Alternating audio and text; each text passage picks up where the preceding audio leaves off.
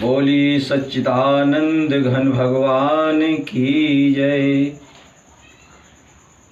सत्यकाम का ब्रह्मचर्य पालन और वन में जाकर गौ चराना, अन्य और अन्नाद्य रूप से भली प्रकार स्तुत हुए बाघ आदि और अन्नाद्य अगिन्य आदि रूप बाघ आदि और अगिन्य आदि रूप संपूर्ण जगत को कारण रूप से एक कर फिर उसके 16 विभाग कर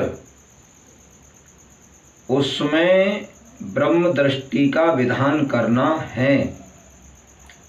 इसी के लिए अब आरंभ किया जाता है। यहाँ जो आख्यायिका है वह श्रद्धा और तप का ब्रह्मोपासना का अंगत्वय प्रदर्शित करने के लिए है। ज्वाला के पुत्र सत्यकाम ने अपनी माता ज्वाला को संबोधित करके निवेदन किया, हे पूज्य, मैं ब्रह्मचर्य पूर्वक गुरुकुल में निवास करना चाहता हूँ। बता मैं किस गोत्र वाला हूँ। हा शब्द इतिहास का द्योतक है। ज्वाला के पुत्र ने जो नाम से सत्यकाम था अपनी माता ज्वाला को आमंत्रित संबोधित करके निवेदन किया, हे पूजनीय, मैं स्वाध्याय ग्रहण के लिए ब्रह्मचर्य पूर्वक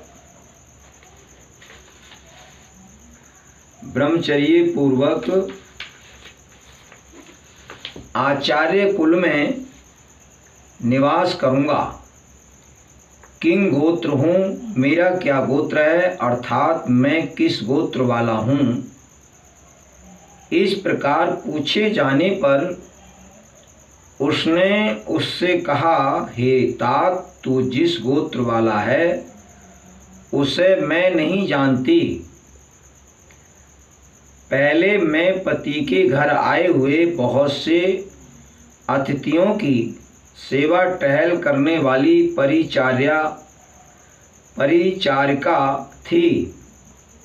परिचर्या में संलग्न होने से गोत्र आदि की ओर मेरा ध्यान नहीं था। उन्हीं दिनों युवा अवस्था में जब मैंने तुझे प्राप्त किया, तुम्हारे पिता परलोकवासी हो गए, अतः उनसे भी पूछ ना सकी। इसलिए मैं ये नहीं जानती कि तू किस गोत्र वाला है। मैं तो ज्वाला नाम वाली हूँ और तू सत्यकाम नाम वाला है, अतः तू अपने को सत्यकाम ज्वाला बतला रहना। उस ज्वाला ने अपने उस पुत्र से कहा, हे तात, जिस गोत्र वाला तू है मैं तेरे गोत्र को नहीं जानती। क्यों नहीं जानती? इस प्रकार कही जाने पर वह बोली, पति के घर में अतिथि और अभ्यागत आदिकों की बहुत टहल करने वाली मैं परिचर्या करने वाली अर्थात शुश्रूषा परायण थी। इस प्रकार परिचर्या में चित्त लगा रहने के कारण गोत्र आदि को याद रखने में मेरा मन नहीं था तथा उस समय युवा अवस्था में ही मैंने तुझे प्राप्त किया था। उसी समय तेरे पिता का देहांत हो गया, इसलिए मैं अनाथ हो गई और इसी से मुझे इसका कुछ पता नहीं कि तू किस गोत्र वाला है। मैं तो ज्वाला नाम वाली हूँ और तू सत्यकाम नाम वाला है। अतः तात्पर्य यह है कि यदि आचार्य तुझसे पूछें तो तू यही कह देना कि उसने हारी दुर्मत गौतम के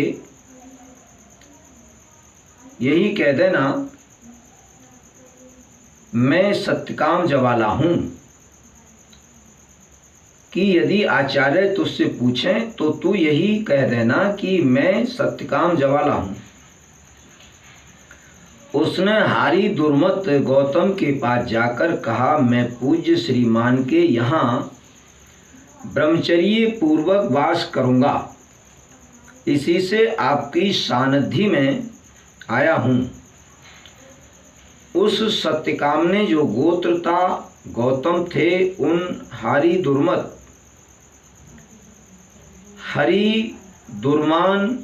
दुर्मान के पुत्र के पास जाकर कहा, आप भगवान पूज्य वर के यहाँ मैं ब्रह्मचर्य पूर्वक वास करूँगा, इसी से मैं आपकी सानिध्य में उपसती शिष्य भाव से गमन करता हूँ। इस प्रकार कहने वाले उससे गौतम ने कहा, हे सौम्य, तू किस गोत्र वाला है? उसने कहा, भगवान, मैं जिस गोत्र वाला हूँ उसे नहीं जानता। मैंने माता से पूछा था, उसने मुझे ये उत्तर दिया कि पहले मैं पति के घर आए हुए बहुत से अतिथियों की सेवा टहल करने वाली परिचारिका थी। परिचर्या में संलग्न होने से ही गोत्र आदि की ओर मेरा ध्यान नहीं रहा। उन्हीं दिनों युवा अवस्था में जब मैंने तुझे प्राप्त किया, तुम्हारे पिता परलोकवासी हो गए, अतः उनसे भी ना पूछ सकी। इसलिए मैं ये नहीं जानती कि तू किस गोत्र वाला है। मैं जवाला नाम वाली हूँ और तू सत्यकाम नाम वाला है। अतः हे गुरु, मैं सत्यकाम जवाला हूँ। उससे गौतम ने कहा, हे सौम्य, तू किस गोत्र वाला है? क्योंकि जिसकी कुल और गोत्र का पता हो उसी शिष्य का उपनयन करना चाहिए। इस प्रकार पूछे जाने पर सत्यकाम ने उत्तर दिया। वह बोला, भगवान, मैं जिस गोत्र वाला हूँ उसे नहीं जानता, किंतु मैंने माता से पूछा था।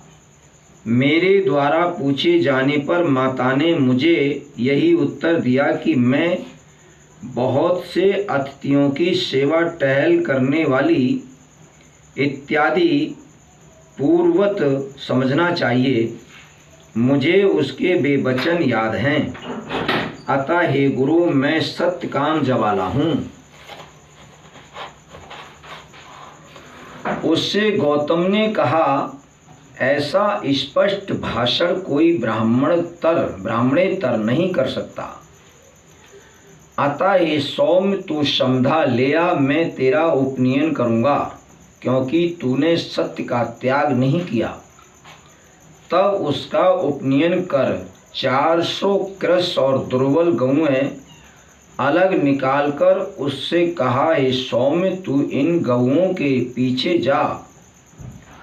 उन्हें ले जाते समय उसने कहा, इनकी 1,000 गायें हुए बिना मैं नहीं लौटूंगा। जब तक कि वे 1000 हुई, वह बहुत वर्षों तक वन में ही रहा। उससे गौतम ने कहा, ऐसा सरलार्थ युक्त वचन विशेषता कोई अब्राह्मण नहीं बोल सकता, क्योंकि ब्राह्मण तो स्वभावता ही सरल होते हैं और लोग नहीं, क्योंकि तू ब्राह्मण जाति के धर्म सत्य से विचलित अर्थात भ्रष्ट नहीं हुआ। अतः मैं तुझ ब्राह्मण का उपनयन संस्कार करूँगा। इसलिए हे सौम, संस्कारार्थ होम करने के लिए तू समता ले आ। ऐसा कह उसका उपनयन करने के अनंतर उसने गौओं के यूथ में से 400 कृश और निर्बल गौएं अलग निकालकर उससे कहा, हे सौम्य, तू इन इन गौओं का अनुगमन कर इनके पीछे पीछे जा। इस प्रकार कहे जाने पर उन्हें वन की ओर हाँकते हुए सत्यकाम ने कहा, बिना एक सहस्त्र हुए अर्थात इनकी 1 सहस्त्र संख्या पूरी हुए बिना मैं नहीं लौटूंगा। ऐसा कह वह उन गौओं को एक वन में, जिसमें कि तृण और जल की अधिकता थी तथा जो सर्वथा द्वंद्व रहित था, ले गया और वर्षों तक बहुत काल पर्यंत, जब तक कि सम्यक प्रकार से रक्षा की हुई वे गौएं 1 सहस्त्र हुईं, वहीं रहा। वृषभ द्वारा सत्यकाम को ब्रह्म के प्रथम पाद का उपदेश श्रद्धा और तप से सिद्ध हुए इस सत्यकाम से दिक् संबंधिनी वायु देवता संतुष्ट होकर ऋषभ सांड में अनुप्रविष्ट हुई, अर्थात उस पर कृपा करने के लिए ऋषभ भाव को प्राप्त हुई। तब उससे सांड ने सत्यकाम ऐसे कहा, हे सत्यकाम ऐसे कहा। उसने कहा, भगवान ऐसा उत्तर दिया। वह बोला, हे सौम्य, हम 1 सहस्त्र हो गए हैं, अब तू हमें आचार्य कुल में पहुंचा दे। तब उससे सांड ने सत्यकाम इस प्रकार संबोधन करते हुए कहा। उसे सत्यकाम ने भगवान ऐसा कहकर प्रतिवचन प्रत्युत्तर दिया। सांड ने कहा, हे सौम्य, हम 1 सहस्त्र हो गए हैं, तेरी प्रतिज्ञा पूरी हो गई, अतः अब तू हमें आचार्य कुल में पहुंचा दे।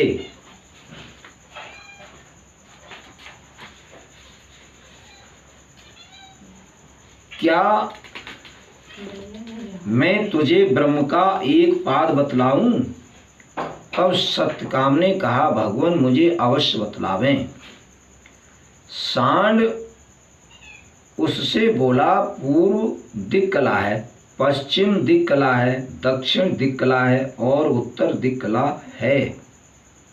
हे सौम, ये ब्रह्म का प्रकाशवान नामक 4 कलाओं वाला पाद है। क्या मैं तुझसे पर ब्रह्म का एक पाद बतलाऊं कहूं? ऐसा कहे जाने पर सत्यकाम ने उत्तर दिया, भगवान मुझे अवश्य बतलावें।